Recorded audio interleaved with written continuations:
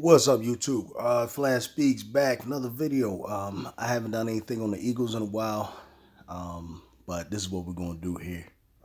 First of all, I'm gonna say from the rip, this man you're looking at right here, Mark Holmes, big Cowboys YouTuber, man. Listen, I have no issues with him. That's my man here. And this is just all in fun. That's number one. Number two, I just have to respond to this particular video only because of the number of inaccuracies and statements that is so ridiculous over here. You know what I mean? And hey man, it's just fun, man. We just gonna go ahead and see what happens. Let's go. What I noticed yesterday when we did our 5 o'clock Sunday afternoon, which initially started last year as a bitch session because we were all bitching and moaning about the Cowboys not doing anything. The Eagle fans are in there like crazy. You know, they're trashing Tyler Smith. You know, they're talking about all the great moves that they made, how they're going to be unstoppable. And I pointed out that last year, I remember when the Eagles got Kobe Dean, when they traded up and got Jordan Davis and things, right? That, oh, this defense with those guys. They weren't as impactful as you would think. You would have thought that Jordan Davis was going to be able to play defense by himself. He wasn't awful, but he's a two-down player. He's got to be able to play more than that, and he has to actually stay healthy. All right. All right, just bring a little bit of clarity to this here. What happened was Nakobe Dean and Jordan Davis, of course, were drafted last year. Now, Jordan Davis actually started a lot. He was in a rotation. First of all, let me just say this here. The Philadelphia Eagles run a type of system where, as far as the defensive line is concerned, they rotate. They basically have 8 men, 8 to 10 men that they rotate who get equal time. So Jordan Davis definitely played last season and he was definitely impactful. Now, Mark's comment about he has to stay healthy is, yeah, that's true, but that's with any player. It doesn't matter. But the stats don't lie. When Jordan Davis was in there, the Philadelphia Eagles were better against the run than they were. I don't have the numbers in front of me, but I followed it all last season. The Eagles were not a very good team against the run, especially early in the season before we brought in Linval Joseph and Dominican Sue. I mean, it was clear. So when Jordan Davis went down, that's why they went and got those guys after the game against the Washington Commanders. Nakobe Dean was fine. There was no reports about Nakobe Dean being bad. Nakobe Dean actually did get some playing time last season, and in those spots, I saw a lot of flash. I saw a lot of promise. I saw a lot of situations where, especially the one game where Nakobe Dean got to play a whole quarter, he had the most tackles on the team. That's what you're looking for, man, from a rookie middle linebacker. There's no problem with Nakobe Dean. Matter of fact, Nakobe Dean, the team has so much confidence in him that they allowed their middle linebacker, who was the leader in tackles on the team and the signal caller on the defense, they let him go because he had Nakobe Dean to replace him. I think the whole plan throughout all last year was to start Nakobe Dean behind TJ Edwards, and for this season to be Nakobe Dean's year where he starts. I mean, that was everything's going according to plan. Anyway, Going on and saying that I believe Mozzie Smith is going to have a better career. That's just me. Maybe I'm going to be wrong, and if I'm wrong, believe me, I know everybody will. yeah, that isn't based on anything. That statement means nothing. It's just simply Mozzie Smith is a Cowboy, Jordan Davis is an Eagle, so you're just going to go on record just saying yeah, Mozzie Smith is going to be better than Jordan Davis just because, say, well, that's what Cowboy fans do. And, well, I mean, if you're wrong, there's no big consequence. Nothing's going to happen to you. You're not going to lose any subscribers or anything, so why not say that? I get it. But you have now all of the talking heads that have gone through and ranked the draft and the players who they deemed as the guys are that are. I was going to say, most people believe Mozzie Smith probably would have been taken somewhere in the second round. He wasn't even a first round projection, whereas Jordan Davis was always projected to be like a top 10 player. Just FYI. Unstoppable. And now they say, well, the Eagles got this guy, they got that guy, and they're going to be great. Well, here's one little thing I'm going to say about the Eagles. You think about the Eagles in the draft, that's not where they really built that team. The Eagles have been good at going out and getting other players. The reason that they had to go out and get the A.J. Browns is because they've messed up on the Nelson Aguilars or the Rhaegars or the Charlie Whitesides. They drafted guys that were stiffs and bust. So that's Okay. No, that wasn't the reason the Eagles picked up AJ Brown. All right, let's here. Let's start from the beginning. He makes a statement about building the team. He says the draft isn't how the Eagles built the team, but it was free agency. Okay, let's just analyze this here. Okay, quarterback at Philadelphia Eagles is who? Jalen Hurts. Jalen Hurts is a second round pick from Oklahoma. So the quarterback was the draft, and he's arguably the best player on the team, as he just now received a max contract, or for in the football term of a max contract. All right, right guard, right tackle. I'm sorry, Lane Johnson. I think he was a first round pick. I think pick number 4, number 5. That was some years ago. Okay, from Oklahoma. So he was a draft pick. The right tackle, Isaac Seumalo, was drafted by us. Hold on, who's going to sit? Who's going to play over there? Oh my goodness, I am tripping about who's going to play next to Lane Johnson. Uh, that might be the area where we're going to replace someone. So that's the area where our rookie's going to fit in, or someone else going to fit in. All right, but anyway, our center Jason Kelsey, arguably best player on the team, second, third. He's a top 3 player on the team. He was a draft pick. Uh, Jordan Mailata, draft pick. Landon Dickerson, second round pick. All right, so the entire offensive line, which is arguably the best unit on the Philadelphia Eagles, was came by means of the draft. There is not a single solitary free agent on there that is an impactful player whatsoever. So Mark Holmes oversaw that. Okay, our receiver number 2, Devontae Smith, was drafted by the Philadelphia Eagles 2 years ago, out of Alabama. The Heisman Trophy winner, our tight end, who's arguably a top tight end, in a top 10 tight end in the NFL. Dallas Goedert was also a draft pick. As I recall, we jumped the Dallas Cowboys and took Dallas Goedert. That was when David Akers went up there and gave the iconic speech where he was clowning the Cowboys in Dallas at the draft. That's when we took Dallas Goedert. All right, so that is a draft pick.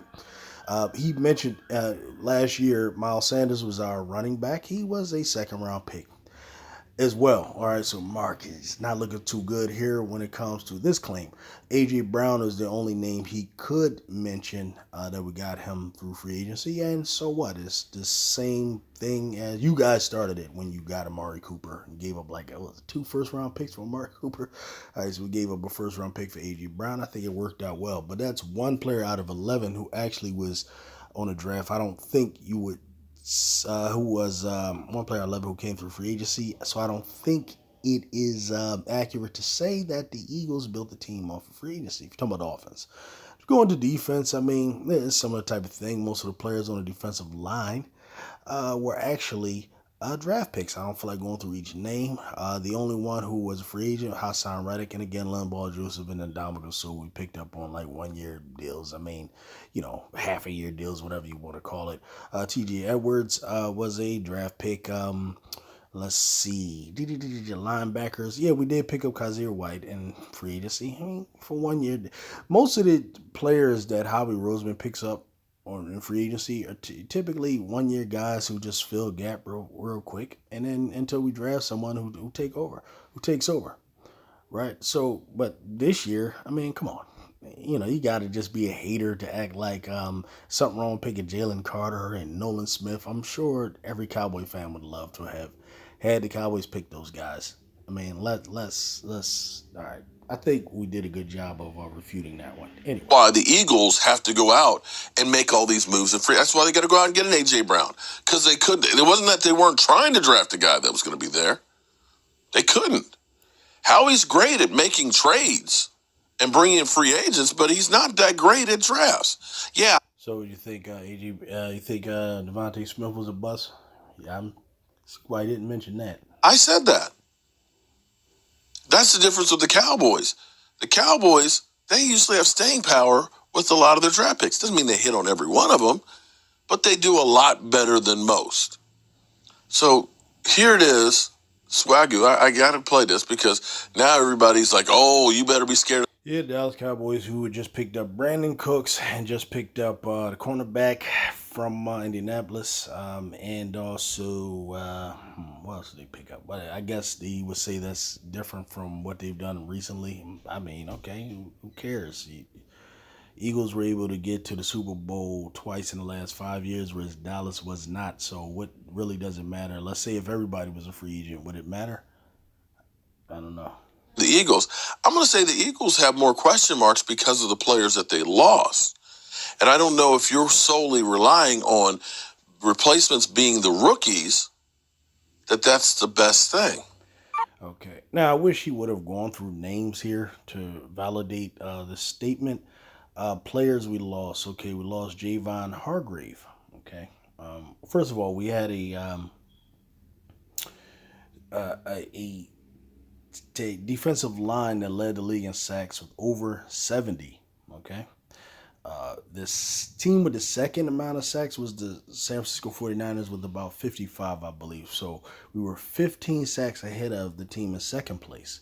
Javon Hargrave had 12, I think 11 or 12 sacks. Okay, so let's say you take away Javon Hargrave's sacks, the Eagles still would have led the NFL in sacks. If you take Hargrave away, that's at least 10 sacks. The Eagles still would have led the league in sacks. So Hargrave is the only loss. That's my point, right? So let's say if we didn't pick up Jalen Carter or we didn't pick up Nolan Smith and all these guys who I'm sure at least going to get some sacks. Let's say they got 5 apiece, right? 5 apiece. We would still lead the league in sacks. You get the point there. So I don't really know what he's talking about. Now we lost Chauncey Gardner-Johnson at safety, but we drafted a safety, one of the best safeties in the draft according to Pro Football Focus and some of the mock draft experts. I don't know. We'll see. We also grabbed a guy from Pittsburgh. In other words, I'm not worried about it. Darius Slay and James Bradbury, who were ranked as the top cornerback tandem in the league last year, we kept them. Drafted a couple of replacements for them later, but I mean, I don't think there are as many question marks as Mark wants to lead us to believe. Like I said, we also lost T.J. Edwards, but I don't think that's losing him. They kind of let T.J. Edwards go because the plan all along was to start Nakobe Dean. I personally believe Nakobe Dean will be a better player than T.J. Edwards. So I'm actually encouraged by that, if you want to call that a loss. T.J. Edwards, I don't think is an irreplaceable player.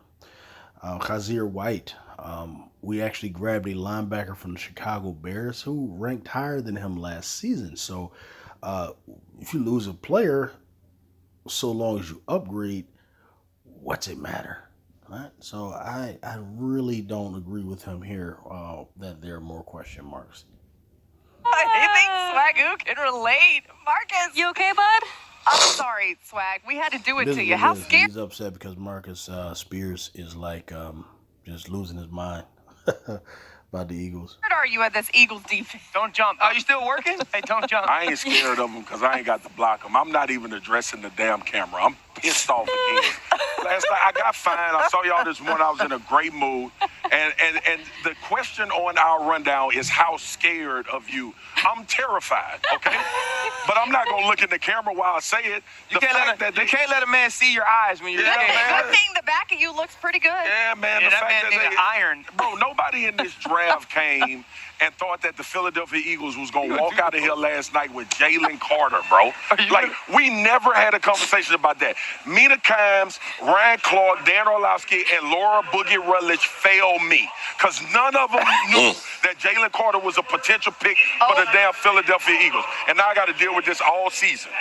The best part is that we just got a shot of the front of you, but you just didn't know about it because our director, Jay, is that good. Amina, go ahead. Yeah, I think back to 10 days ago, when Jalen Hurts signs his contract, and our conversation immediately turns to, what do the Eagles have to do now that they're paying a quarterback? And we all said they need to find rookie talent, high-end blue chippers who can start immediately, and by God, they got one in Jalen Carter, filling an obvious area need with Javon Hargrave walking out that door and getting the big contract that they could no longer afford. Right. But now they've got a guy who they can plug into the A-gap and get after the quarterback who's going to be making significantly less than Hargrave.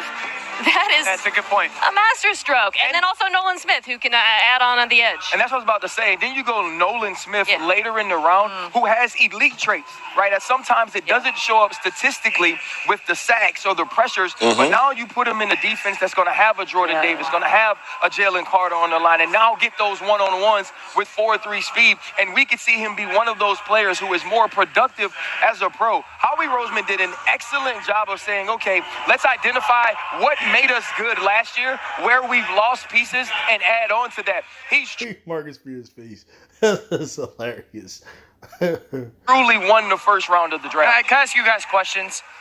If they're such great players, and I would imagine that they are, everyone raved about them, how did they fall? I guess Jalen's, we could, with the conversation of field the incident, right? marks, yeah. How does Nolan is it's productivity, right? So Nolan Smith comes in. Yeah. He's a 5-star coming out of IMG. He's a guy that you expected to be gone last year. He didn't have the productivity that said that, but then you see the measurables, they jump off the page, and like any coach or any team, you're going to say, we can put him in one-on-one situations to Exactly. succeed. He's also a tweener. Yep. You know, they're not drafting him like Will Anderson. We're going to plug and play. But in those Eagles 5-man Who's fronts, he like? Yeah. Do you have a comp for him? Hassan Reddick. Yo, is he? Yeah. He's a really rookie. is. Okay, enough of the Eagles praise.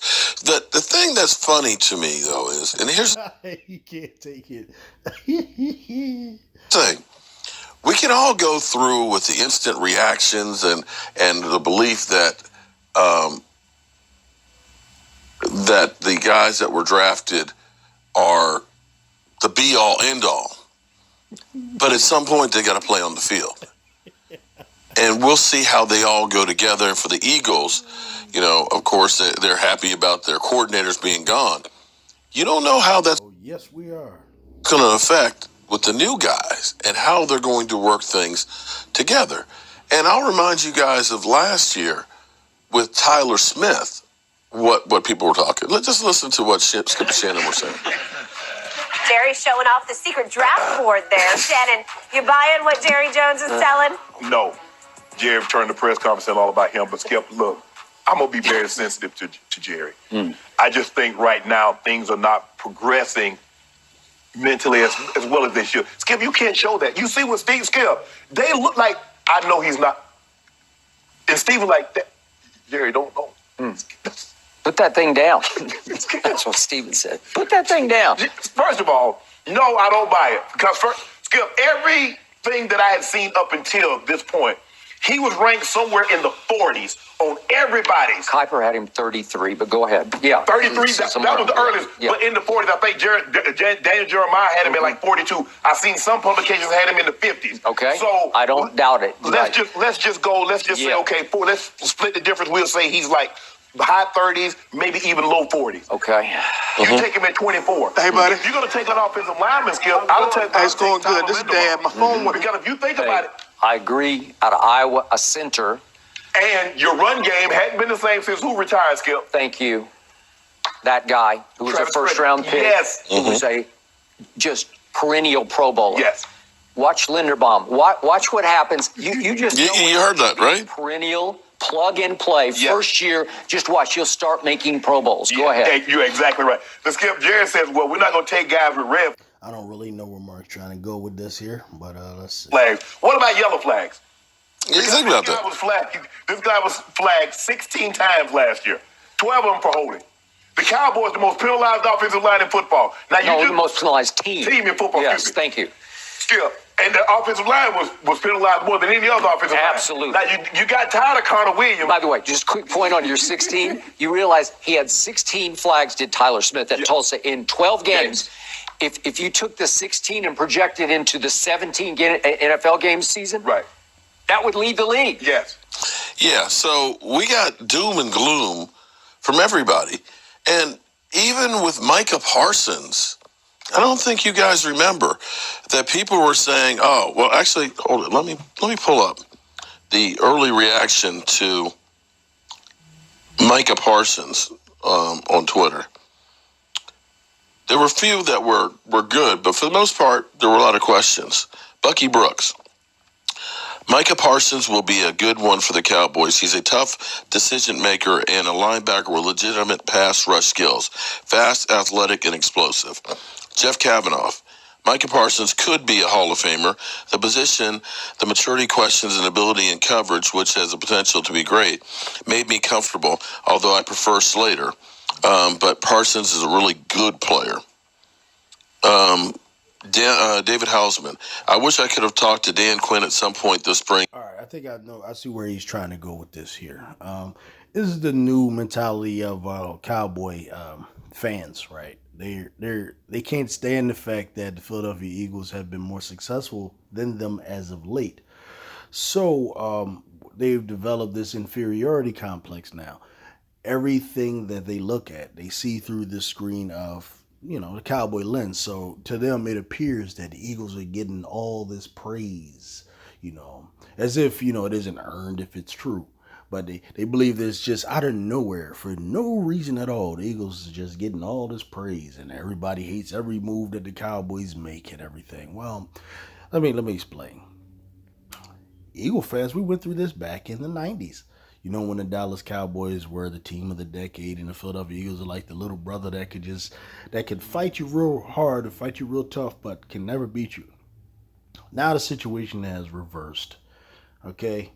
Sure, you can have some success against us because, that's just the way it has always been in this division. There are times when the Washington Commanders play us tough. There are times when the Giants play us tough, and vice versa, when the other team is actually better. It doesn't matter when the division play, but at the end of the day, what matters is what do you do in the playoffs when the lights are the brightest. And right now, dude, y'all just not holding it down. And because of that, people don't have the confidence and faith in you. You open the door for people to criticize your moves now because they're looking for reasons to explain why you're not as successful as you are projected to be oftentimes. Right? That's where that comes from. It isn't like people are just out to get the Cowboys or people are hating the Cowboys. Actually, many of the media people, with the exception of maybe a Stephen A. Smith or Shannon Sharp or something like that, actually want to see the Cowboys do well. Cowboys probably have the biggest fan base in the country, So, poor Mark, I feel bad for him, man. I know. Gets upset, every year because Dallas Cowboys for the last almost 30 years just not getting it done. Well, anyway, man, that's all I got, guys, man. Hope you had some fun. Hope you enjoyed it. But I just had to correct him here because it's just too many misnomers and too much stuff to just, that was too many inaccuracies, man. All right.